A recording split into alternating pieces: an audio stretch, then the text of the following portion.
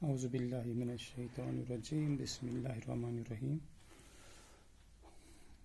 عزیز طلباء و طالبات، السلام علیکم ورحمۃ اللہ وبرکاتہ۔ کل ہم نے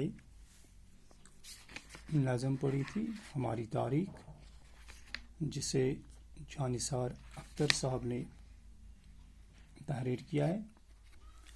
آج ہم اسی کے سوالات دیکھیں گے کہ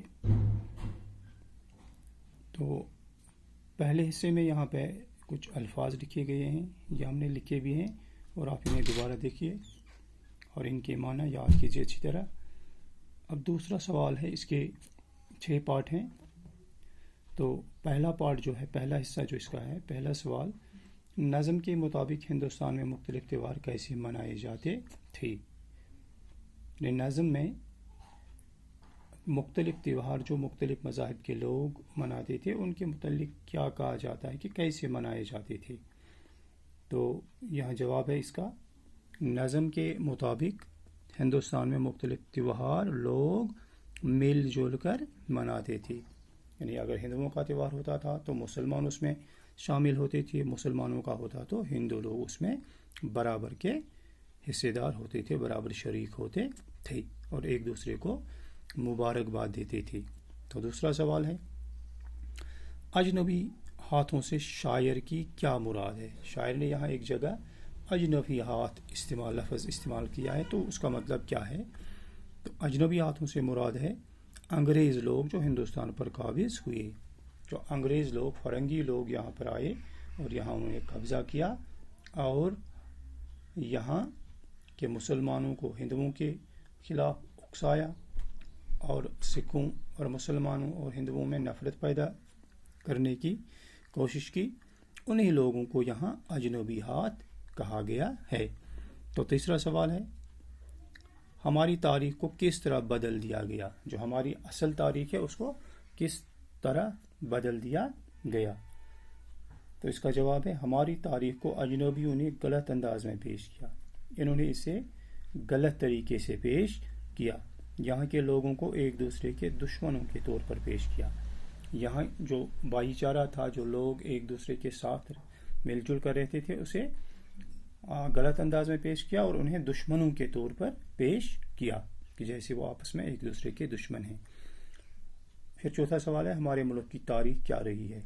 جو ہماری ملک کی تاریخ ہے اصل میں وہ کیا رہی ہے؟ ہمارے ملک کی تاریخ یہ رہی ہے کہ مختلف مذاہب اور مختلف قوموں کے لوگ آپس میں بھائیوں کی طرح رہتے تھے۔ یعنی یہاں بھائی چارہ تھا، کوئی تفرق نہیں تھا، کوئی تضاد نہیں تھا، کوئی مذہبی یہ تفرق نہیں تھا۔ تو یہ ہماری اصل تاریخ رہی ہے۔ پھر اگلا سوال، آزادی ملنے کے بعد ہم خود کو کیسا محسوس کرتے ہیں؟ جب ہمیں آزادی ملی ان فرنگیوں سے تو اس کے بعد ہم اپنے آپ کو کیسے محسوس کرتے ہیں؟ آزادی ملنے کے بعد ہم خود کو آزاد محسوس کرتے ہیں، ہمیں لگتا ہے کہ ہم خود آزاد ہیں۔ شاعر نے آخری بند میں ایکتا کی کیا پہچان بتائی ہے؟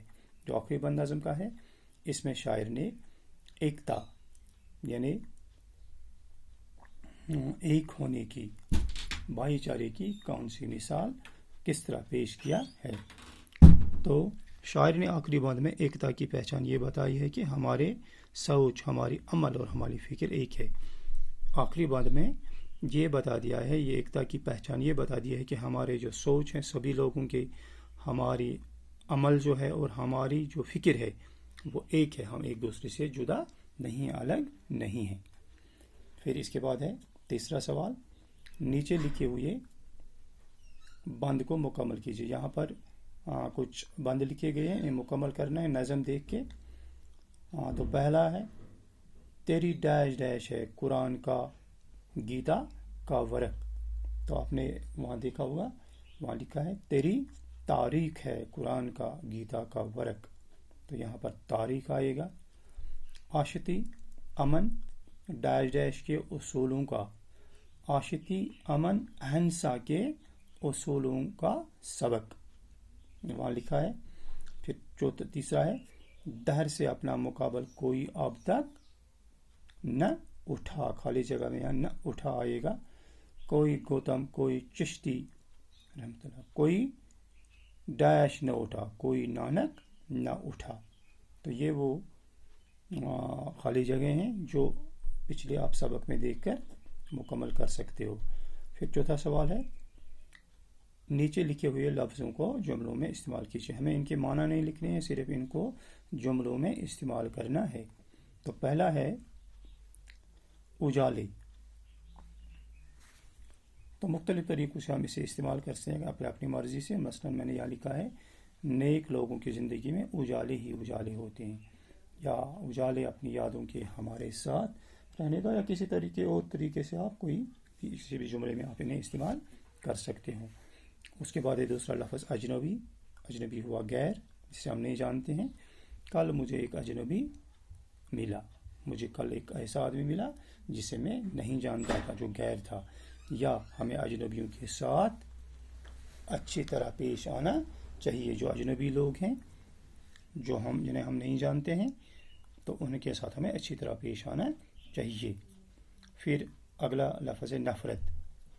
फ़िरका परस्त लोग सिर्फ नफ़रत बांटते हैं, या हमें एक दूसरे के साथ नफ़रत नहीं रखनी चाहिए, या नफ़रत करना बुरी आदत है। तो इसके बाद है अगला लफ्ज़ चालाक। वो बहुत चालाक लड़का है, या शाहिद एक चालाक बंदा है। किसी तरीके से भी आप वफ़ा, हमें अपने वालिदैन के साथ वफ़ा करना चाहिए।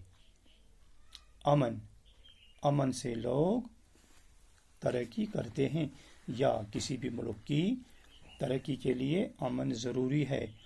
अमन ही इंसान को इंसानियत सिखाता है। तो मुख्तलिफ तरीक़ों से हम इसे इस्तेमाल कर सकते हैं, या हमें अमन से रहना चाहिए। फिर इसके बाद आज़ाद। जिस्म और ज़हन आज़ाद रहना अमन और तरक्की के लिए ज़रूरी है। या हम लिखेंगे, हम आज, चूँकि हमारा मुल्क आज़ाद है इसलिए हम आज़ाद हैं। या हमें अपने आप को मुख्तलिफ बीमारियों से आज़ाद रखना चाहिए। तो कई तरीक़ों से आप इन लफ्ज़ों को इस्तेमाल कर सकते हो। इसलिए इसके लिए ज़रूरी नहीं कि आप जो मैंने लिखा यही लिखोगे, आप अपनी मर्ज़ी से लिख सकते हो। तो कल हम आगे देखेंगे। शुक्रिया।